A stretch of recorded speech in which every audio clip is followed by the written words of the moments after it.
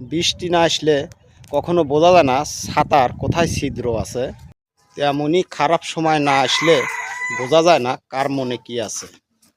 শেখার মধ্যেও একটা পার্থক্য আছে। বই থেকে শিক্ষা গ্রহণ করলে ঘুম চলে আসে, আর জীবন থেকে শিক্ষা গ্রহণ করলে ঘুম চলে যায়।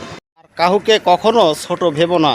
5 টাকার পিনও কিন্তু 5 কোটি টাকার চেক লেখার কাজে লাগে। আপন যদি পর হয়, সব কিছু তখনই ত্যাগ করতে হয়, এছাড়া কোনো গতি থাকে না। জীবন তখনই সহজ হবে, অন্যের উপর ভরসা কম আর নিজের প্রতি ভরসা বেশি হবে। ভাগ্য খারাপ ছিল না, ভরসা ভুল মানুষও করেছিল। এটাই বোধহয় আমার জীবনের বড় ভুল।